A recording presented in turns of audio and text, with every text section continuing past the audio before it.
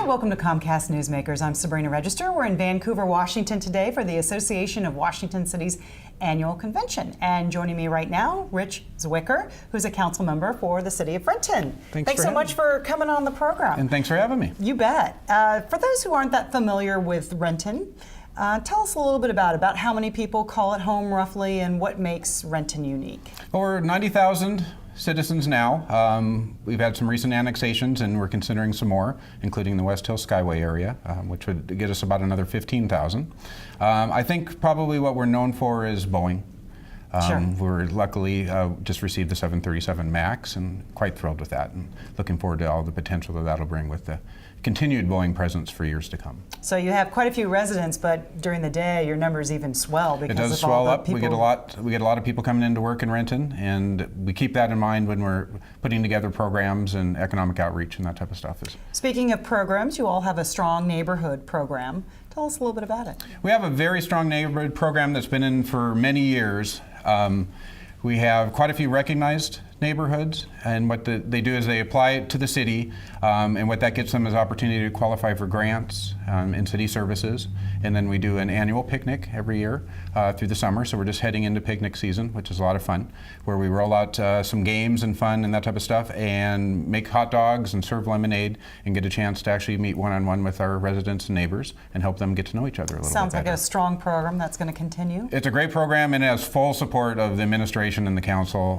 It's been for quite a few years, and it will last well past me, I'm certain. Talk a little bit about the neighbors, or not the neighbors, excuse me, the volunteers of Renton, because all people know a great community really is resting on the shoulders of not only workers but also volunteers, those who take pride in their community. Absolutely, and that's, it's a good start with the neighborhood program. Is first we get them active in the issues that face them on their doorstep, and then it gives them the opportunity to get to know the city and the different opportunities that we have for them to volunteer and participate citywide. And in 2011, we get an incredible response. We had over 4,500 volunteers. We calculated donated over 62,000 volunteer hours, which translates to over $1.3 million in cost savings. And that ranged everywhere from helping with community cleanups, to working at the Salvation Army, to volunteering as a greeter at City Hall. And it's just incredible opportunities for youth, regular-aged, middle-aged, and seniors to be a part of the city. And it's a great program, a great opportunity for people to give back, but also to help those services that you need when budgets are tight. I was just about to say, volunteers are always a welcome asset, but in tight times, a sluggish economy, so many cities have been relying on volunteers. Really, they couldn't make it without them. You have to have them. You have to have them in good times and in bad. But with the tight budgetary times we've had with the recession, they've really helped us keep things open, offer services to communities like lunchtime programs and that type of stuff during the summer. And again, it can't be done without volunteers. It's just you don't have the city staff, no one does, to really meet all of these needs, and the volunteers fill that in, all the way to emergency preparedness. And our emergency response plans are heavily reliant on volunteers in the neighborhoods. And it's just a great program and something we truly, truly value in the city of Renton.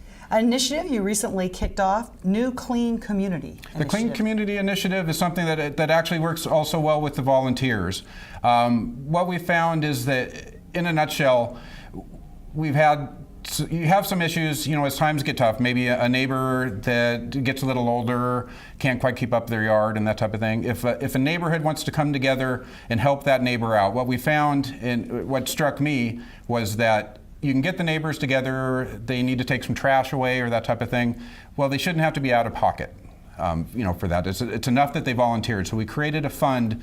And we also partnered with Waste Management to be able to do, like if you're doing a cleanup, to bring you a dumpster, or if you're running the pickup trucks to the dumps, you can submit to the city for reimbursement.